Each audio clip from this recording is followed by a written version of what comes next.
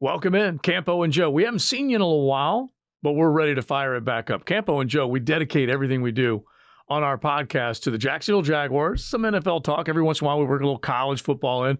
But it's just good to be back, Coach, isn't it? It is. And we throw a little cowboy ball in there a little bit. He works a little Dallas. I have to throw a little bit in, but good to see you. Yeah, absolutely. I'm happy to be back going. Joe C. from XL Primetime, noon to 3, weekdays, Monday through Friday on 1010 XL. Coach Campo, former Super Bowl winning coach, head coach of the Dallas Cowboys, and he's got all sorts of expertise because he coached on a playoff football team right here in Duval back in the mid-2000s. It's been a while since they've been a playoff caliber football team, but we're going to try and get him back there. Yeah, and I think they've definitely made some strides towards that this year.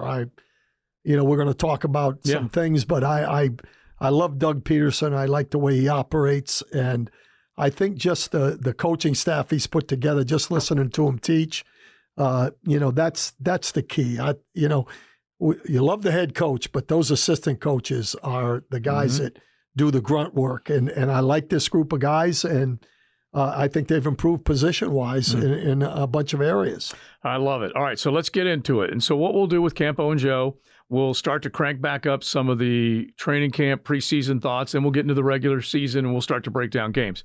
But we love for you guys to interact, however you would like to reach out to us. Absolutely do it on Twitter. Do it during our Facebook Live, whatever it might be. All right, so, Coach, let's just start out.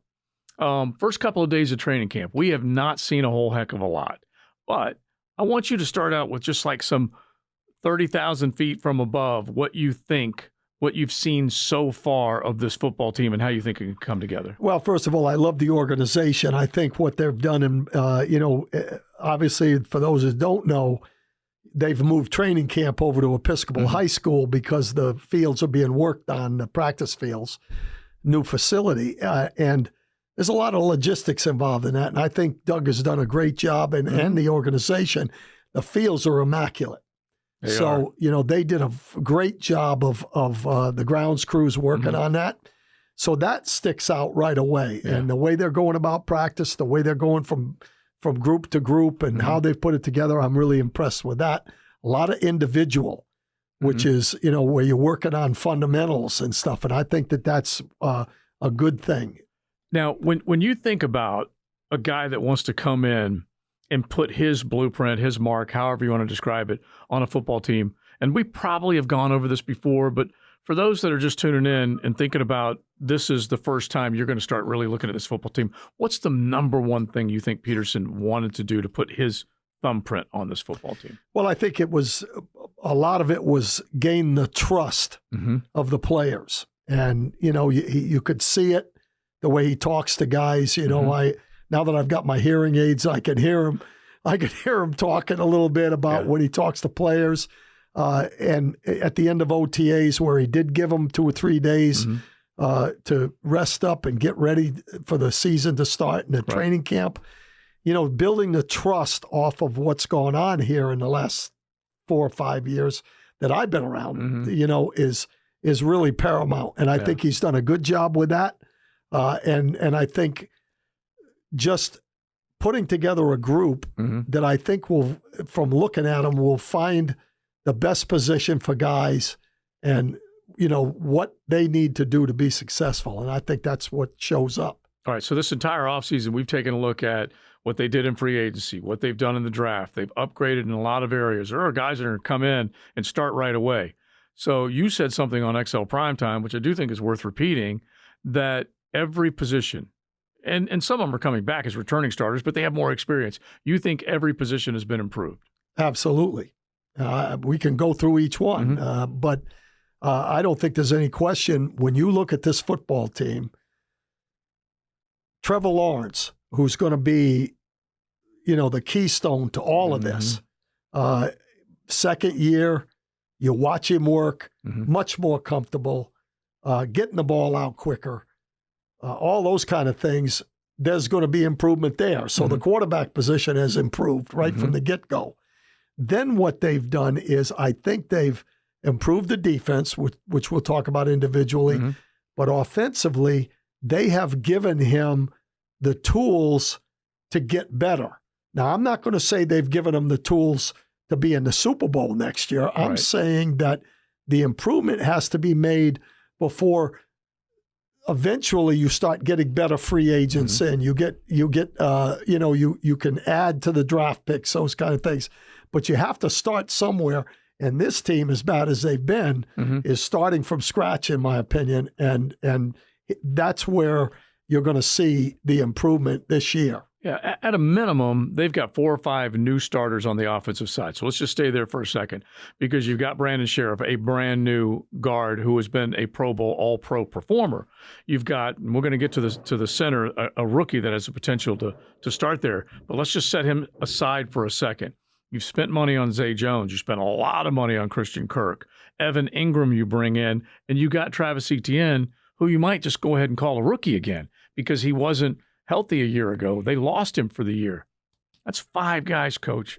That's half of your offense almost that should be able to come in and improve play. Yeah, and when you add to that another year for Chenault, does he looks like he's moving better. The second year with Trevor, the additions that they've brought in give them a chance to have Trevor be successful, and I think that's the key. Now, you mentioned assistant coaches when we first started. Doug Peterson assembled the staff. He brings in Mike Caldwell from Tampa. He brings in Press Taylor, and he brings in Mike McCoy. You and I, at training camp, were talking to Rick Spielman, former general manager of the Minnesota Vikings most recently, with the Dolphins for a long time. Anyway, he's been around the NFL as an executive for a long time. He said something very interesting just as far as the uptick in the guys around Trevor. He mentioned McCoy, Press, and Peterson. That's a trio of some pretty good offensive knowledge that can help Trevor. Well, the thing about McCoy, as I've known McCoy for a long time, he's a perfectionist as far as the development, not necessarily the X's and O's. I think Press Taylor is going to be very good. I think Joe Bob Cooter is Jim Bob. Is those guys that are involved in the schematic of things. But just having McCoy there, you have an ex-head coach that's been through and done great things as an assistant. They've got the right guys around him. And then Coach Peterson can, from experience, not only as a coach, but as a player in the league, he can be that sounding board at the top. Yeah.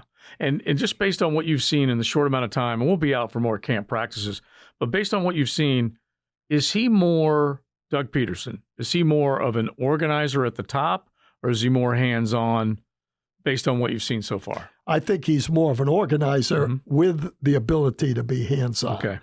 What I see is he lets his coaches coach, but at the same time, Trevor has said it in the press conference that, he's one of those guys that can look at something and then, he can pull him aside for a second and say, hey, look, this is what I see. Right. This is what you need to do. But he's letting McCoy and Press and the guys that are doing it do the coaching, and that's the way it should be. But his experience level as a player and a coach allows him to be a mentor. Yeah. So to me, I would say he's an organizer and a mentor. Yeah. And then his coaches are the guys that are doing the X's and O's and the grunt work of coaching. Now, one other thing that Coach threw at us, and I loved it when he said it, and I want you to say it again. Doug Peterson comes from a West Coast offense. He's a disciple of Andy Reid. We've argued all offseason about whether or not Christian Kirk is going to be a bona fide guy that can create a lot of offense on the receiving end of Trevor Lawrence footballs. You drew a comparison that fired me up. I want to see if you can fire them up too. Well, you're talking about Mr. Hill. Yeah, a guy like Christian Kirk in a West Coast offense. All the quarterback has to do when you have a guy like that, and it's like Tyreek Hill with the Dolphins, which will make the Dolphins better this year. Tua better, in my opinion, as well. But the key is don't turn the ball over and get the ball to the playmakers and let them do what they are paid to do. Yeah. And obviously, if you do that with a guy that's not very good, it doesn't help you. Right. But when you get a guy like Christian Kirk, that in my mind is, if under certain circumstances at Arizona, he would have been over 1,000-yard receiver, in my opinion. But that guy, when he gets the ball in his hands, Chenault, when he gets the ball in his hands, Zay Jones, when he gets the ball in his hands, are guys that can make people miss. Etienne, with the ball in his hands, can make people miss. That's what makes you better, because that's why I say they don't necessarily have a Jamar Chase, or what you would call a, and I use this term loosely when you say number one, right? Because you could have two twos combined, could be a one. Yeah, still that's how I look at it. Right. And so with having guys that kind of a mentality, the West Coast offense is built for that. Get the ball out quick, get it to your playmakers, and let it go. I thought it was kind of a hodgepodge last year. Oh, it totally was. And this year, I think there's a definite scheme, a definite West Coast flair, a little bit of the unusual, receiver running a wide sweep. Those kind of things are going to be very big in this offense. Yeah, I don't think we're supposed to give away too much as far as what we see playbook-wise at training camp, but we are seeing jet sweeps. We are seeing a lot of these, and I call them, like basically open space plays where you make a quick decision if you're the quarterback to get the ball out in a hurry. What does it do? Your line play looks a hell of a lot better when you get the ball out quicker. There is time for you to get the ball delivered on time and accurately, and then you let the receiver, the skill guy, whomever it might be, you could throw the running backs and, heck, Evan Ingram into this conversation, any of those guys, put the ball in their hand, let them turn upfield. That is the West Coast offense, isn't it? Absolutely. And the one thing that Trevor has made a great improvement with, in my mind, he struggled with it early last year. He got better as the year went on, the ability to step up in the pocket and get the ball off, and that helps the offensive line. Yeah. And watching them work on their individual work the last 2 days, that's what they're working on. They snap the ball to him. He starts to set up. Here comes one of the coaches, step up and in, throw it. Yeah. And so they're going to do the things, I think, that give him a chance, number one, to get the ball out early. Number two, when they do have to go down the field with the ball, I think Trevor's improvement and confidence in the receivers, a lot is that. Knowing that the guy's going to be where you throw the ball, because you don't throw to the guy. Right. You throw to a spot, and the guy's supposed to be there. And that's what I see a little bit better this year. Now, one thing that frustrated you and many others, I'm in this camp as well, is guys didn't separate last year. They could not get open for any length of time. Secondaries kind of swallowed them up.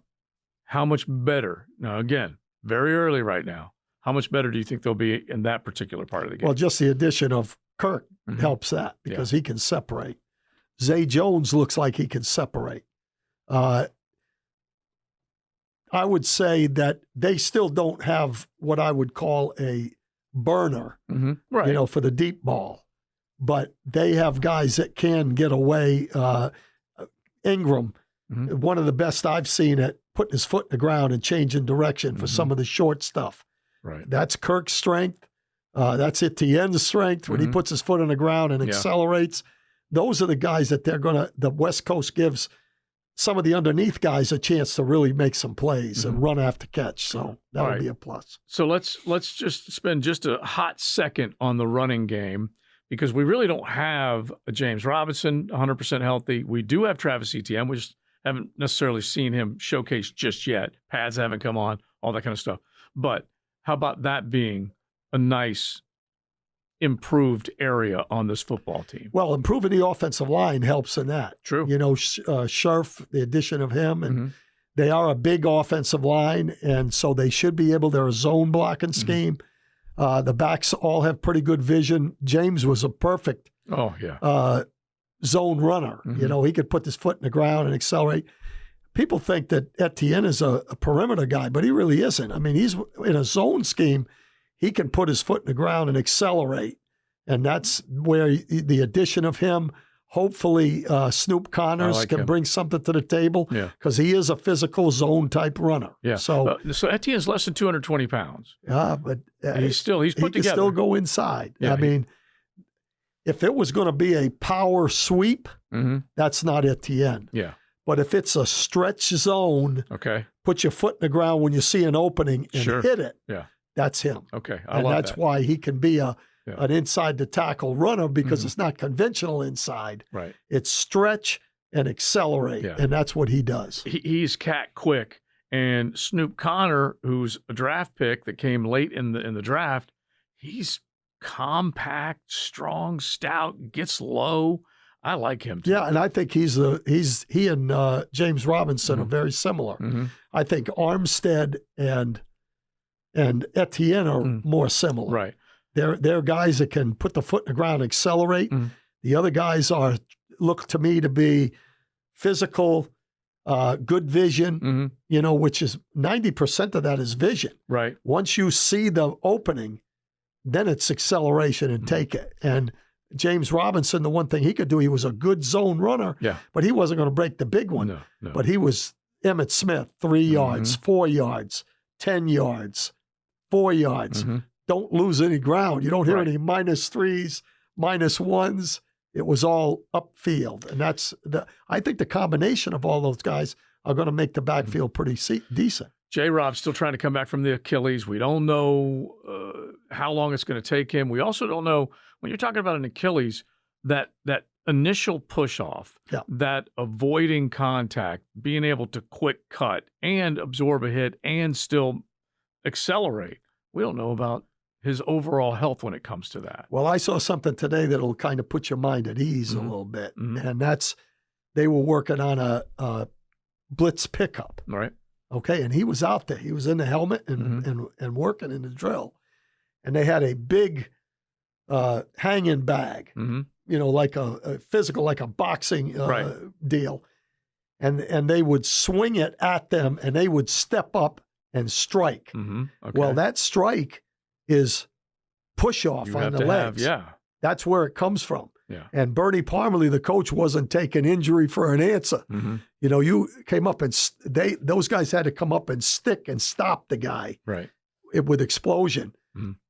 Look good. Robinson had no problem with it. I like hearing now, that. again, maybe cutting and some of that stuff is still to come. But as far as the initial explosion part of it, he didn't have a problem with it. And I'm rooting for him big time. He wasn't the fastest cat either. He was 4.6. And so those are the things that you worry about. That may be, you just don't know how much the speed factor changes with that. All right, let's kick it over to the defensive side. And again, we'll keep doing this weekly, and we'll try and zero in on where we think some of the highlights are. But defensively, let's start along the defensive front. This is going to be a 3-4. They're going to have to get some things settled inside interiorly. But let's start with that defensive line and what you seen and what you like. Well, the first thing is that the great thing about the 3-4 in my mind is you don't have to find 4 big defensive linemen. You only have to find 3, and when you have big outside linebackers, which they have now in Walker and Allen, you can push the front down into a 4-3. Okay. Because the end guy on the line of scrimmage is the end. And if you've got a big enough guy in a stand-up position, he's like the defensive end in a 4-3. Right. So they can run the 3-4 and the 4-3 front. What they have done, though, is they've gotten some big guys up front now that have some athletic ability. Well, you figure between Foley Fatukasi, right? I think I said that right, from East Rockaway up in Queens. You got Foley and you've got Devon Hamilton, and then you have Malcolm Brown, who can, depending on down and distance, he's either on the nose or he could be just a little bit off. All 3 of those guys should have an impact, right? Absolutely. And then, of course, you add to that Harris. Robertson Harris is the 5 technique and on the tackle. Can kick down to the guard. And that's what I'm talking about when you kick the front down on one side or the other to give a 4-3 look. Right. They have, with only 3 linemen, they will have a rotation of maybe 4 or 5 defensive linemen that can play those 3 positions. Yeah. And that's, especially in the heat of Jacksonville, you need that rotation. And I think that they've improved there with the guys that they've got. And Coach, you know as well as I do, and I'm just looking at the depth chart right now, they have not had a whole lot of depth when it comes to the depth chart. Correct. I mean, that's just as simple as it gets. If you have that first wave, and they didn't even have the benefit of running 6 or 7 guys in on that 3-man rotation. Right. Correct. And so all that's got to be improved. All right, so the linebacking core. If this unit up front is improved, what happens? I love the linebackers. Yeah.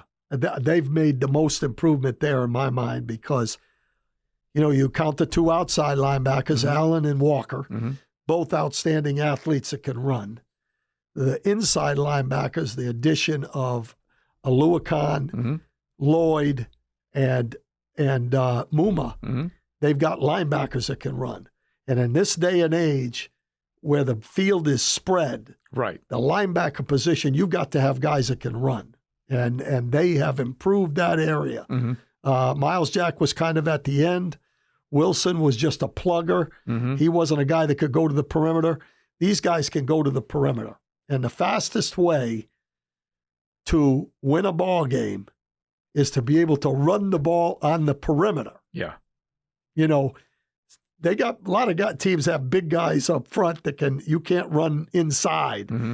But when they can't run to the perimeter, right, that's the home run plays. Yeah, you're cooked. That's the home run plays. Yeah. And they've improved that aspect of the group where they can all run. So you're saying they can be physical inside at the point of attack, and then they can run and they can catch. And they can stop anything from getting around the corner. Exactly right, because what you're doing is protecting the linebackers. Right. The front's protecting the linebackers. They're holding their own and force double teams and let the linebackers run. It's funny. I may occasionally go to a watering hole. I think Chief knows that. I think you know that. and so I'll explain to somebody. I'm like, Coach Campo says it best, and it took me a while to figure this out. If you have a linebacker and he's covered up, in the beginning I thought that was a bad thing, and then I realized that was a good thing. Absolutely. Because if he's covered up, meaning that guy's going to be responsible for that offensive lineman, this guy can run like the wind. That's it. And you force the team to go to the perimeter. Force them to go to perimeter, go play them. Yeah. Go get them. Yeah. And I think this group, there's a reason that Aluakon led the league in tackles. I watched him enough. They weren't 10 yards down the field. They were on the line of scrimmage. Okay, that's good. On the perimeter. Right, because they kept them all covered up. And that's when I talk about there are 3-4, but they can get into the 4-3 alignments, which cover up the inside people and give the linebackers the protection to be able to run and hit. I love that. All right, so let's finish up, at least for this first go-around of eval, the secondary. Hit the safeties first, because I like what I see from Dre Cisco. I think he's a thumper. I think he was on top of one play. It was a high pass to Chris Manhertz, and if it was in live action, Cisco would have blown him up. Yeah, it would have been a blow-up. Yeah, and so I like what I see from him. What about the safeties? Well, I think he's a real key, because I think, Campbell's going to be better this year at corner. I think the addition of the kid from L.A. Darius Williams. I think he improves, which I think he's going to play the nickel position. I think Griffin is a good corner. But has to play outside. It has to be outside. Yeah. So I think those guys are going to be okay. And I think they have to mix man and zone with those guys, which they will do. They're not just a straight pure man team. Caldwell's a pressure guy, but more of a zone pressure guy. So those guys are solid. What they don't have and didn't have was what you would call a ball hawk playing guy. A guy that can intercept the ball, because that's going to be a key.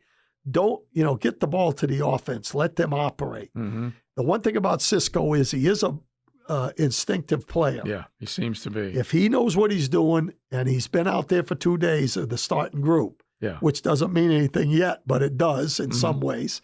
They've put him out there. They're giving him an opportunity to do it. He is a key in my mind, because they need to turn the ball over more, and he's the type of guy that can do that. Yeah. If you look at their stats, just how poor they were on getting teams off the field on third down and then add to that how poor they were on not turning the ball, forcing turnovers, and giving the ball back to the offense. I mean, that's bad plus bad equals worse. Yeah, it starts with those guys off the edge and some inside pass rushers. Force the ball up in the air. Let guys go get it. Yeah. Cisco's that type of a player. I think Griffin's that type of a player. Campbell can run, go get the ball. You know, it all comes together. But in my mind, I think that the key to the whole thing in the secondary is going to be they need to turn the ball over more. And they need to turn it over in good position. Yeah. I forget who said it. Somebody said it today at the practice. The numbers of times, it was Gene Fournette. Yeah. Sports writer. For the TU. Yeah. He made the comment that there were only like 7 times that they turned the ball over to the offense in the positive side of the field. Yeah. That's an ugly stat now. Yeah, it really is. They didn't work with a short field hardly at all. Yeah, and to me, that's one of the keys to the whole thing because, you know, even the good offenses have a problem.